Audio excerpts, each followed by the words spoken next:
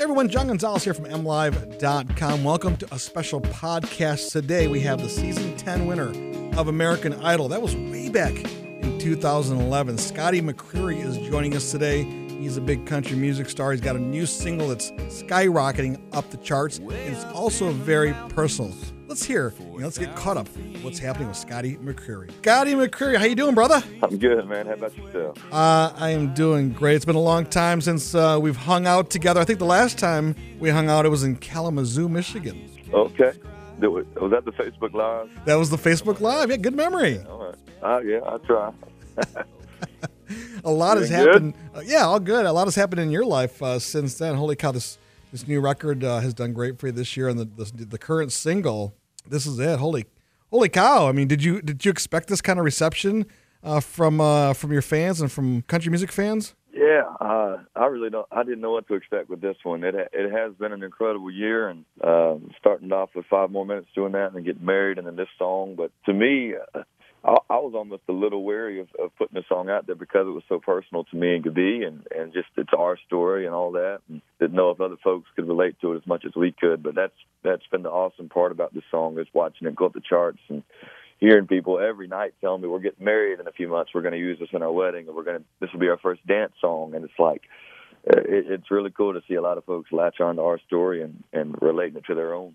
Well, you're a pretty humble guy, and you're very well grounded. I'm assuming you wrote this song just because it was personal to you, and not necessarily because you thought that it would become a song that people would play at weddings. No, not at all. Yeah, I remember when I first played it to Gabi, I told her, like, this will definitely be on the record because it's our story, and this is going to be a big, obviously, life moment for us getting married, next year. But I was like, it'll probably never be a single, but it's just going to be, our song on the record. And she was like, oh, that's great. And then I told her, a few months later, it's like, well, the label wants it to be the single, so it's going to be out there. So it was exciting, but definitely not expected. And the video, 22 million views and counting. I mean, it's December 2018, and who knows where it's going to stop. But the video is also very personal. You see you, on the mountain, wedding days, rehearsals, family, friends, Gabi's center stage.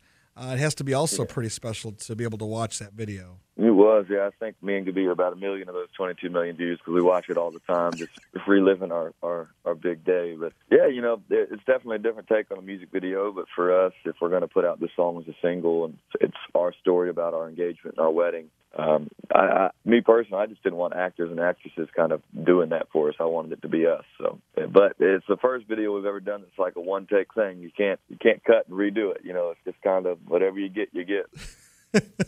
I love the raw moments, of her with her bridesmaids, getting ready, and you with your bros hanging out, a cheers, a prayer.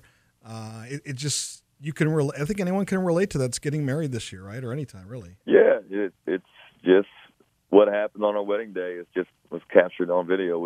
Nothing was staged. There wasn't anything. We were like, all right, go here, go do this. It was literally just cameras in the background kind of following us around that day.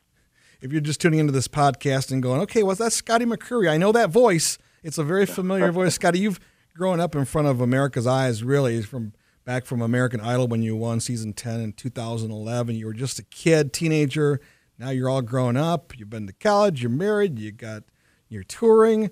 Do you ever wonder if this is where it ends for you? I mean, do you ever wonder where it's going, or do you just live in the moment? Yeah, I just live in the moment. I mean, I'm always trying to grow as just a person in general, and that funnels on over into my career as well. I'm trying to every single one up yourself, every show do better than the last show. So hopefully things keep rocking and rolling, and this single can hopefully get to that top spot. You never know. It's a lot that goes on to do that, but do that and follow it up and just keep putting one foot in front of the other. That's all I know to do. Well, your season's Change tour just kicked off this past weekend. You were in Dallas, San Antonio, and Houston. I took a look at the schedule. You're going to be in Grand Rapids, Michigan on December 15th, and you got more dates this year and many more dates into 2019. Is that the goal, just to take the show on the road for a while and see what happens? Yeah, it really is.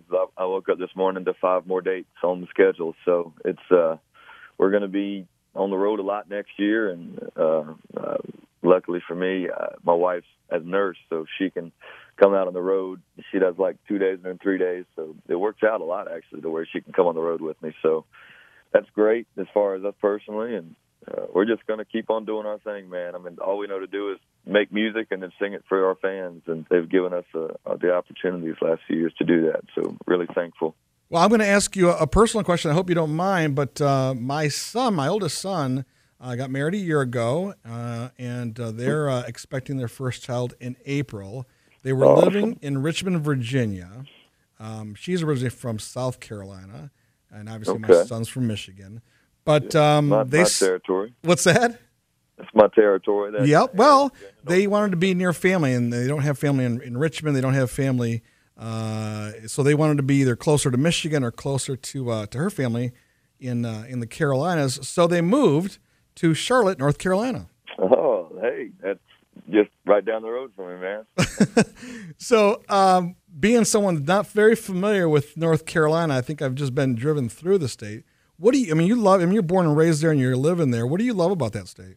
Oh man, I don't know if I have enough time to even talk about that. I love North Carolina. It's home for me. It starts with the people. I just feel like everybody's so laid back and chill and just nice, but also for me, just the state itself is beautiful. I mean, where they are in Charlotte, they're about an hour from the mountains, and the beach is just 3 hours away from there, 2 hours if you're in Raleigh. It's just back and forth. You can kind of you get all four seasons. You get a good summer, you get a good snow in the winter. I mean, it's to me, I just love it. There's a lot that goes into it, but it's just kind of it's home for me. So that's probably the number one thing. But yeah, you get snow. It's really a beautiful state. You get snow? Yeah, we get probably 2 or 3 snows a year. It's definitely not constant. And whenever we get a dusting, it shuts down the roads and schools cancel for a week. But it's fun. We get all 4 seasons for sure. Yeah, is there not like Michigan though? Not like Michigan. No, we're gonna have a lot of snow when you come up here in December.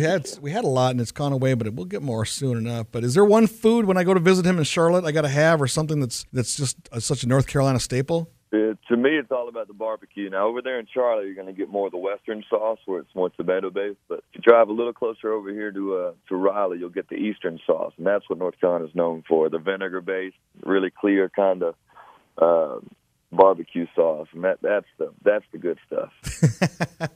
Well, I can't wait to. There's plenty of good barbecue here in Michigan, but I want to have the real deal there in the Carolinas. So it's all about the sauce. It's the vinegar sauce. It's kind of what makes it North Carolina. I'll remember that when I'm in town. All right, so this is a top 15. It's kind of moving up the charts. It might make number one. It's about your relationship and your proposal and wedding to Gabi. Now, is it true? I read somewhere, Scotty, that you guys met in kindergarten? Yeah, we met in kindergarten. We were 5 years old, and matter of fact, in her kindergarten diary, she had her first name and my last name written in hearts all over it. So it's one of those fate things, I think, for sure, that we ended up together. Did she? I mean, were you guys dating during the whole American Idol thing? Because I don't even know how anyone. I mean, it was intense. You had women of all ages throwing themselves at you. Yeah, that was a crazy time. We were not dating at that point in our lives, but I got back to high school my senior year after Idol. I do school Monday, Tuesday, Wednesday, and then I was on the road with Brad Paisley Thursday, Friday, Saturday. So it was an interesting senior year, to say the least. But that was the year I finally worked up the nerve to ask her out, and then after that, we kind of just started dating from there. So it took me a while. I was nervous, but finally worked up the nerve to ask her out. I heard when you made the proposal, you were nervous. Oh, my God. I've never been more nervous in my life. I mean, I had an idea she'd say yes. We've been together for so long, and that was kind of our next step. But it's still just getting down on one knee and trying not to fumble over your words. And where we were on the cliffs of a mountain, so trying not to fall off of a mountain and all that. So it was a lot of planning and getting her family there and my family there, but it all went off without a hitch.